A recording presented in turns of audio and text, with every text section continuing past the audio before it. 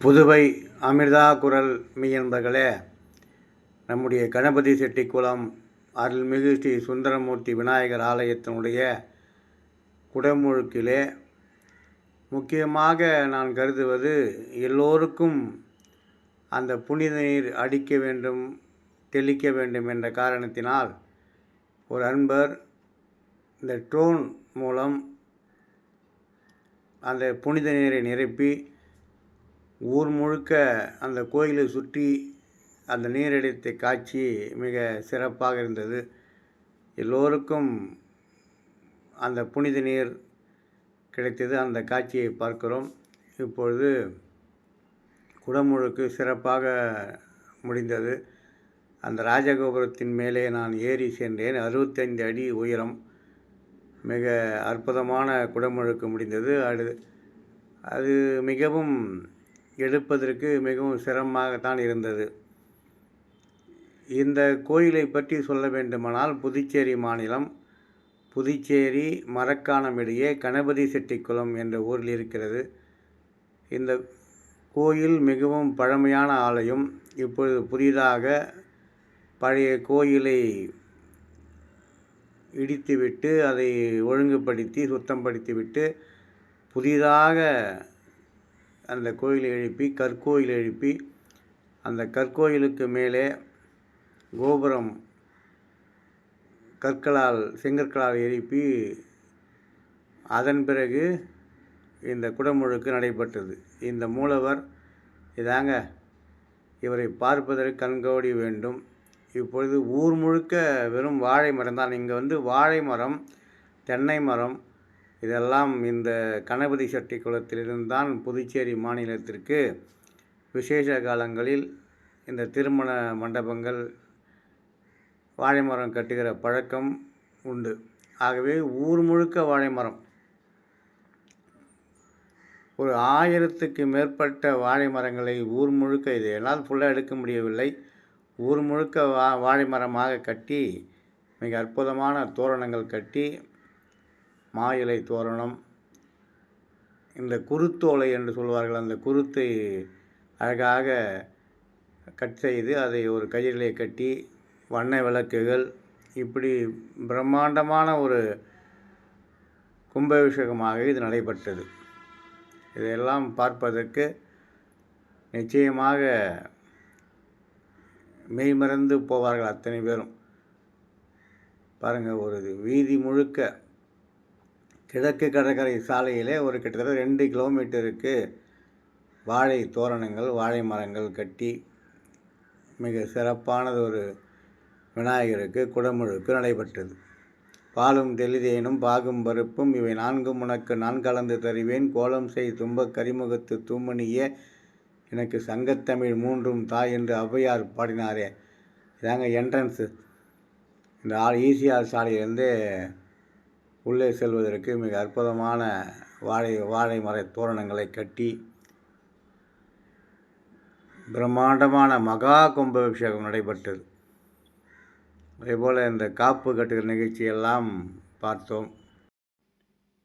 இறைவனுக்கு காப்பு கட்டுவது, கொடிமரத்து காப்பு கட்டுவது, இதெல்லாம் ஊர் பெருமக்கள் அத்தனை பேரும் கலந்து கொண்டு இறைவனை வாங்கி, கொடிமரம் என்பது நமக்கு தொப்புள் கொடி போன்று ஆலயத்திற்கு கொடிமரம் மிக அவசியம். கொடிமரத்திலிருந்து ஒரு சக்தி மேலே இருந்து ஆகாயத்திலிருந்து பூமிக்கு வருவதைப் போல அந்த கொடிமரத்திற்கும் மூலவருக்கும் நேர் கோடு வைத்தார் போல் இருக்கும். இந்த ஆலயத்தை சுற்றி 32 கணபதி சிலைகள் இருக்கிறது. அதெல்லாம் நீங்கள் நேரடியாக வந்து பார்த்தால் இன்னும் மிக அற்புதமாக தோன்றும். பாலகணபதி தொடங்கி வீர கணபதி வரை 32 கணபதி சிலைகள்.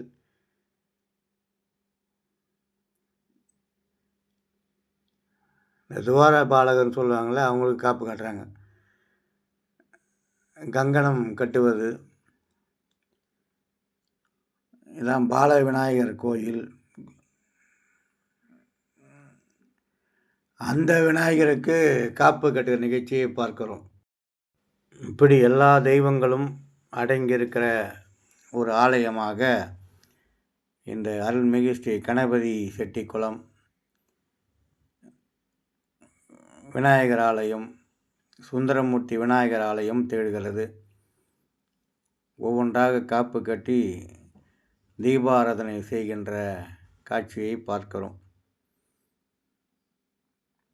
இந்த கும்பாபிஷேகம் ஆகம விதிப்படி நடைபெற்றது. சிவாச்சார்கள் தலைமையில் 3 நாள் யாகசாலையிலே யாகம் வளர்த்து அந்த புனித நீரை தெளிப்பதற்காக பிரம்மாண்டமான யாகசாலை, அந்த யாகசாலையிலே நடைபெறுவதற்கு முன்னால் இங்கு காப்பு கட்டிவிட்டு யாகசாலை பிரவேசம் செய்கிற அற்புதமான காட்சியெல்லாம் நாம் பார்த்தோம். யாகசாலையிலே ஹோம குண்டங்கள் வைத்து மிக அற்புதமாக இந்த குடமுழுக்கை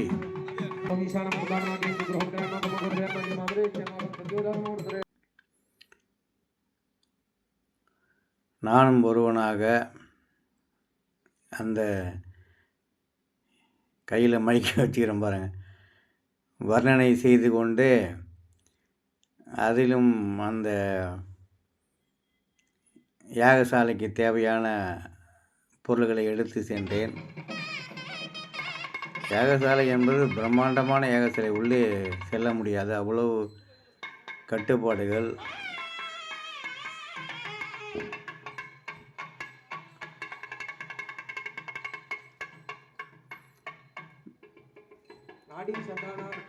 நவகிரக ஹோமகுண்டம், இது பால விநாயகர் ஹோமகுண்டம், மூலவர் சுந்தரமூர்த்தி விநாயகர் ஹோமகுண்டம் என்று ஒவ்வொரு தெய்வங்களாக கிட்டத்தட்ட 11 ஹோமகுண்டங்கள் வைத்து மிக பிரம்மாண்டமான யாகசாலையாக இது திகழ்ந்தது.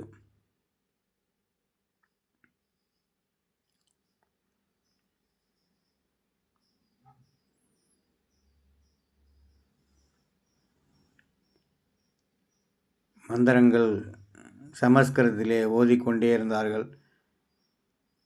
நெய்யை இட்டு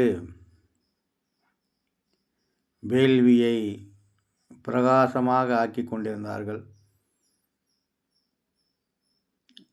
ஒரு 50க்கும் மேற்பட்ட சிவாச்சாரிகள் வந்து மிக சிறப்பானது ஒரு யாகசாலையை நடத்தி பிரம்மாண்டமான மகா கும்பாபிஷேகமாக இதை மாற்றினார்கள்.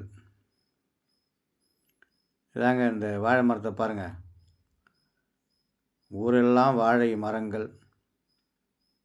ராஜகோபுரத்துக்கு முன்னால்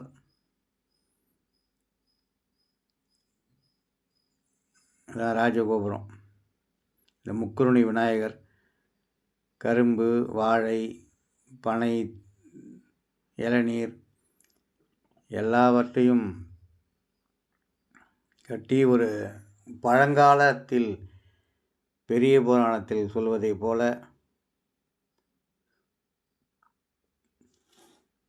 மிக பிரம்மாண்டமான முறையிலே அங்கு வாழைத்தார்களை, வாழை குலைகளை, தென்னங்குலைகளை, பனங்குலைகளை கட்டி மிக அற்புதமான குடமுழுக்கு கும்பாபிஷேகம் நடைபெற்றது. அந்த காட்சியை பார்க்கிறோம். இதாங்க விமான கலசம், மூலவருக்கு மேலே தனி கலசமாக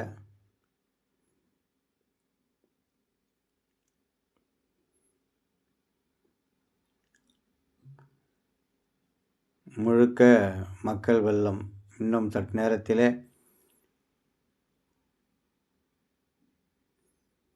இந்த கோயிலுக்கு என்ன சிறப்பு என்றால், தேர்தல் சமயத்தில் அனைத்து அரசியல் தலைவர்களும் இங்கு வந்து தான் புதுச்சேரியில் தேர்தல் பரப்புரையை தொடங்குவார்கள். அந்த ஆலயத்திற்கு இன்று மகா கும்பாபிஷேகம். அப்பொழுது ராஜகோபுரம் இல்லை, இப்பொழுது மிக பிரம்மாண்டமான முறையிலே ராஜகோபுரம் கட்டி, ஆனால் ஐயா ஜெகத்ரட்சகனை தவிர, சட்டமன்ற உறுப்பினரை தவிர வேறு எந்த அரசியல்வாதியும் அன்று வரவில்லை. அவ்வளவு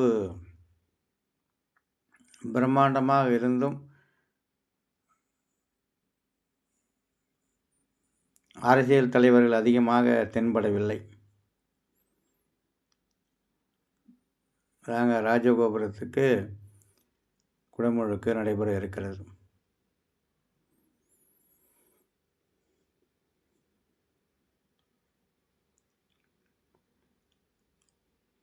இங்கே சென்று இந்த தொகுதி காலாப்பட்டு தொகுதி. இந்த காலாப்பட்டு தொகுதியில் சட்டமன்ற உறுப்பினர் எந்த கட்சி வெல்கிறதோ அதுதான் அங்கு ஆட்சி அமைக்கும் என்று நம்பப்படுகிறது. பெரும்பாலும் அப்படி நடக்கிறது. தொடர்ந்து 1969 அதே நிலைதான் என்று அங்கே இருக்கிற முன்னோர்கள் கூறினார்கள். அப்பேற்பட்ட இந்த தொகுதியை முக்கியமாக அரசியல் தலைவர்கள் உற்று நோக்குவார்கள். எந்த கட்சி இந்த தொகுதியிலே கணபதி செட்டிக்குளம் அருள்மிகு ஸ்ரீ சுந்தரமூர்த்தி விநாயகர் ஆலயத்தில் தொகுதியிலே வெல்கிறதோ அந்த கட்சி தான் ஆட்சிக்கு வரும் என்று நம்பப்படுகிறது. அப்பேற்பட்ட அருள்மிகு சுந்தரமூர்த்தி விநாயகர் ஆலயத்தில் மேலே நின்று கொண்டு எல்லோரையும் வருக வருக என்று சொல்லி கும்பாபிஷேகம் நடைபெறுவதை பற்றி சொல்கிறேன். வர்ணனை சிறிது நேரம் செய்துவிட்டு மேலே ராஜகோபுரத்துக்கு செல்கின்ற நிலையிருந்தேன்.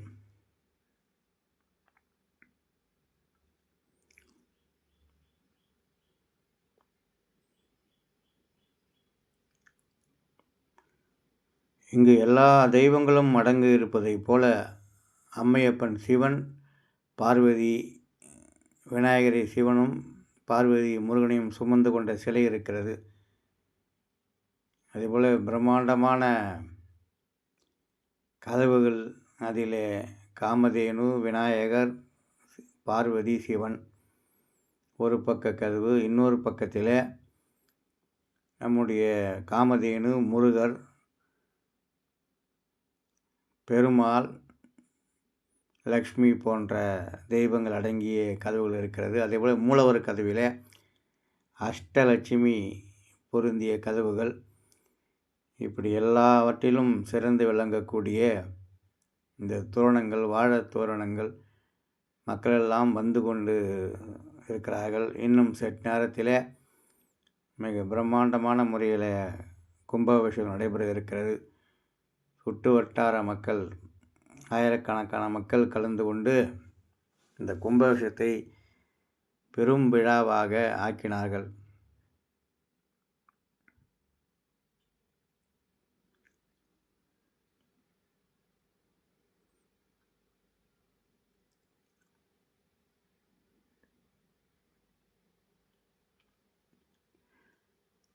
ராஜகோபுரம் முழுக்க சிலைகள் தான் கடம் புறப்பட்டு விட்டது.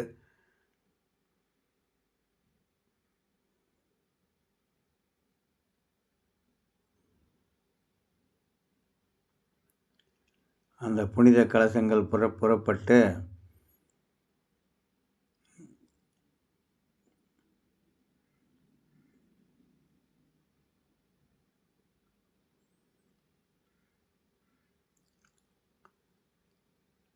சிவாச்சாரியர்கள் மந்திரங்கள் ஓதிக்கொண்டே செல்கிறார்.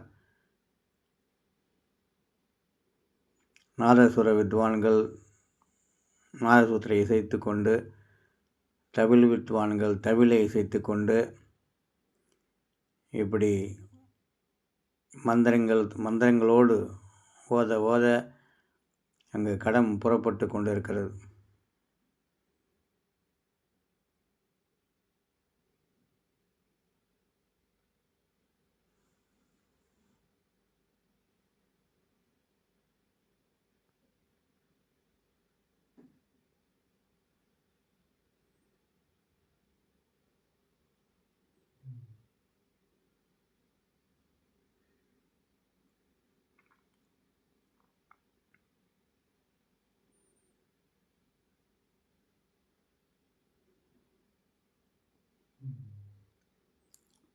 இந்த புனித கலசத்தில் கடல் நீர், வங்கக்கடல் நீர், கங்கை நீர், காவிரி நீர், திரிவேணி சங்கமத்தில் பெறப்பட்ட நீர் எல்லாம் சேர்த்து ஒன்றாக்கி வாசனை திரவியங்கள் வைத்து அதை யாகசாலையிலே பூஜை செய்து அந்த புனித நீரை அந்த கலசத்திற்கு சென்று அபிஷேகம் செய்து அந்த நீரை மக்களுக்கு எல்லாரும் பயன்பெறும் வகையில் தெளித்தார்கள். அந்த நிகழ்வு தான் மிக சிறப்பாக இருந்தது.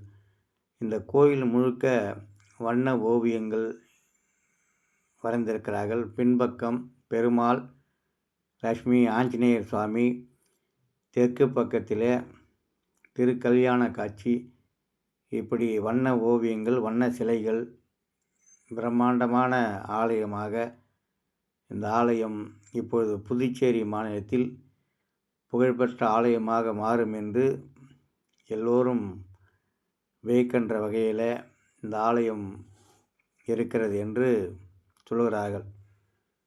அப்பேற்பட்ட ஆலய குடமுழுக்கிலே கலந்து கொண்டு எங்கள் வீட்டிலிருந்து ஒரு 100 மீட்டர் தொலைவில் இந்த ஆலயம் இருக்கிறது. இந்த அருள்மிகு சுந்தரமூர்த்தி விநாயகர் ஆலயத்தினுடைய குடமுழுக்கு நிகழ்ச்சியிலே நாம் கலந்து கொண்டோம். மகா கும்பாபிஷேகத்திலே கலந்து கொண்டோம். அந்த பாக்கியத்தை இறைவன் நமக்கு கொடுத்தான். ஆகவே சந்தர்ப்பம் கிடைக்கின்ற பொழுது புதுச்சேரி மாநிலம் கணபதி செட்டிக்குளம் ஆலயத்திற்கு வந்து இந்த எம்பெருமான் விநாயகப் பெருமான் அருளை பெறுமாறு பணிவன்போடு கேட்டுக்கொள்கிறோம். இது நீங்கள் புதுச்சேரி மாநிலத்திலிருந்து நகர பேருந்து இருக்கிறது. அந்த கடைசி ஸ்டாப் என்று சொல்வார்கள், நிறுத்தம், அதுதான் புதிய கணபதி செட்டிக்குளம். அங்கிருந்து ஒரு 100 மீட்டர் தொலைவிலே அந்த ஆலயம் இருக்கிறது. சென்னை புதுச்சேரி கிழக்கு கடற்கரை சாலை கணபதி செட்டிக்குளம் என்ற இடத்தில் இறங்கி அங்கிருந்து அந்த ஆலயத்துக்கு செல்லலாம். ஆகவே சிறப்பு வாய்ந்த இந்த குடமுழுக்கு விழாவிலே நாம் எல்லாம் கலந்து கொண்டு எம்பெருமான் சுந்தரமூர்த்தி விநாயகர் அருளை பெற்றோம். மேகத்திலே கருட பகவான் வட்டமிட்டார். அது பதிவாகவில்லை, நேரடியாக பார்த்தோம்.